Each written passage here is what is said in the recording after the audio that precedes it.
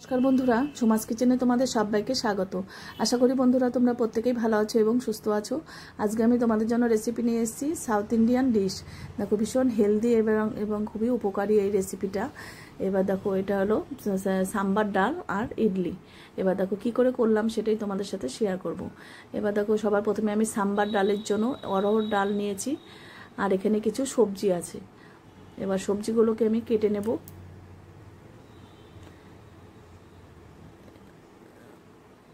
অল্প মিষ্টি কুমড়ো কেটে নিলাম,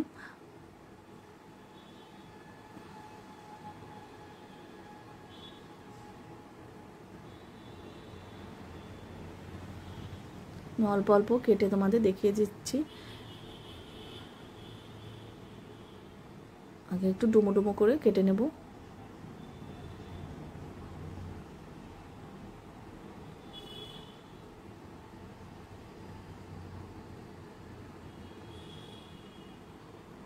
এবার গাজর একটা দেব, এটা ছুলে নিলাম গাজরটাকে।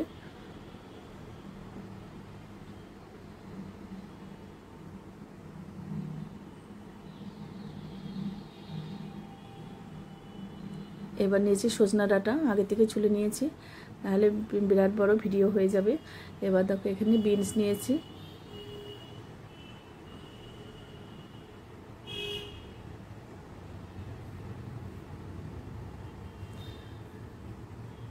এবার আমি অরহর ডালটাকে একটু হালকা করে ভেজে নেব। আবার অনেকে কাঁচাও করে, কাঁচাও সেটাও ভালো লাগবে, কিন্তু ভেজে করলে দেখবে অরহর ডালের একটা কাঁচা গন্ধ থাকে, সেই কাঁচা গন্ধটা কিন্তু চলে যাবে। এবার ভাজা হয়ে গেছে, ধুয়ে নেব ডালটাকে। এবার দেখো ধুয়ে এবার প্রেশার কুকারে নিয়ে নিয়েছি। এবার নুন দিয়ে দিলাম আর জল দিলাম পরিমাণ বুঝে, আর একটু সর্ষের তেল দিলে দেখবে খুব তাড়াতাড়ি সেদ্ধ হয়ে যায়।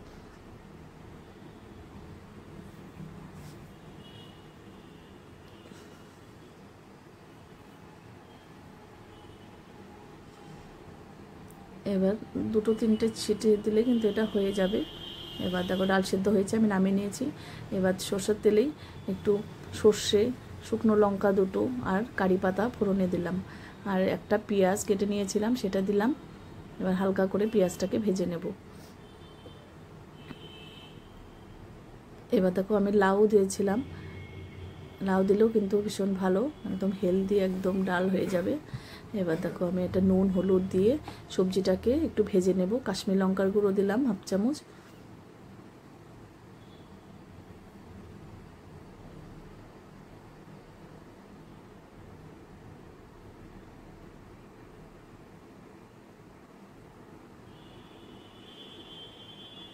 যে কোনো রান্নাতেই একটু ঢেকে দেবে, দেখবে খুব তাড়াতাড়ি সেদ্ধ হয়ে যায়, একদম সময় লাগে না।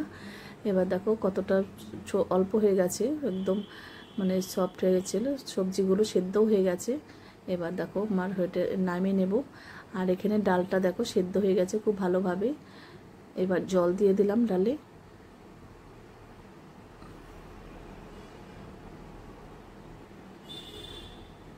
আর ঝালের জন্য কয়েকটা কাঁচা লঙ্কা দিয়েছি। এবার দেখো ডালটা ফুটে আসার পর সবজিগুলো দিয়ে দেব।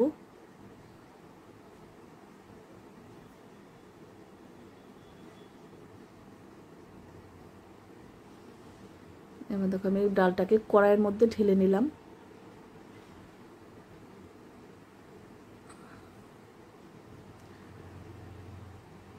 এই ইডলি আর সাম্বার ডালের রেসিপি তোমাদের যদি ভালো লাগে অবশ্যই একবার হলো ট্রাই করো, ভীষণ সুন্দর একটা রেসিপি।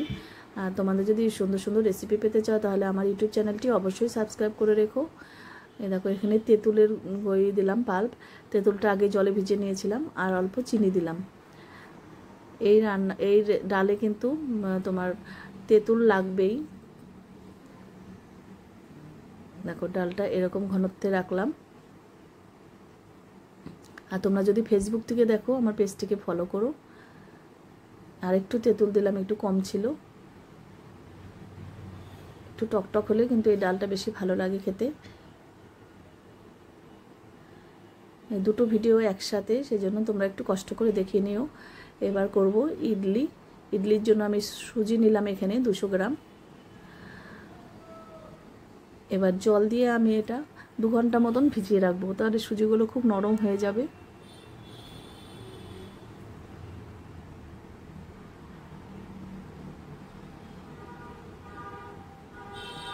আর বেকিং সোডা দিয়ে দিলাম এখানে 1/2 চামচ, আর একটু জল দিয়ে দিলাম।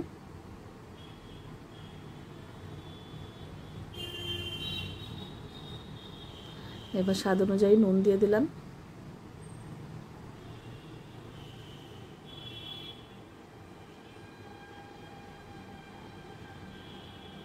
এবার ঢেকে রেখে দেব 2 ঘন্টার জন্য।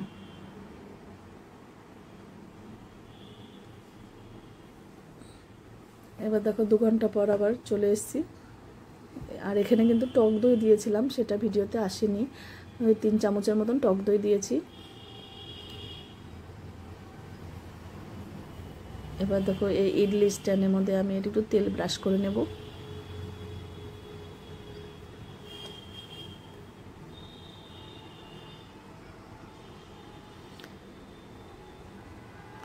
তেল দিয়ে নিলে দেখবে খুব সহজেই উঠে আসবে।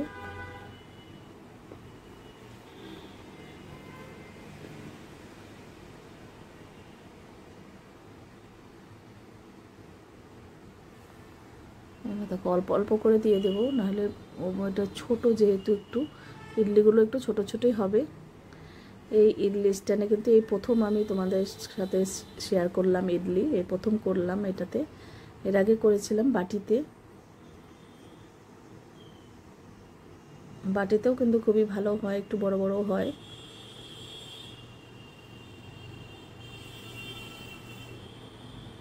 এভাবে আমি পরপর দিয়ে নিলাম।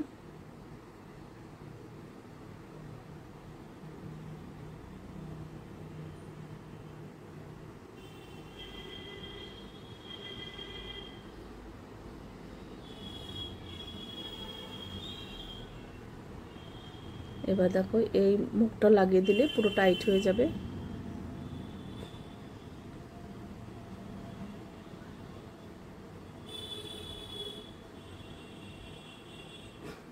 এবার দেখো আগের থেকে আমি গরম জল বসিয়েছিলাম, এবার বসিয়ে দিলাম। এবার ঢাকা দিয়ে দেবো। এবার 5 মিনিট রাখলেই কিন্তু এটা হয়ে যাবে। আর এটা ছিদ্রটাকে একটু আটকে দিয়েছি লবঙ্গ দিয়ে। এবার একটু স্টিক দিয়ে দেখে নেব, দেখো হয়ে গেছে। এর সাথে কিন্তু লেগে যায়নি, এতেই বোঝা যাচ্ছে এটা হয়ে গেছে। এবার নামিয়ে নেব।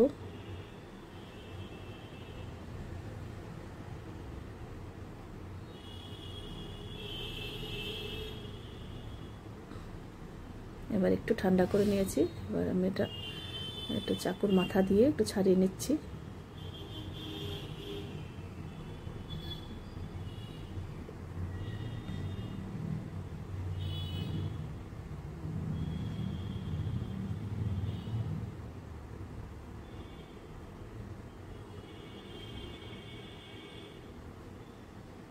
কত সুন্দর ইডলি হয়েছে এবং ছোট ছোট, দেখতেও কিন্তু ভালো লাগছে, মিনি ইডলি হয়ে গেছে।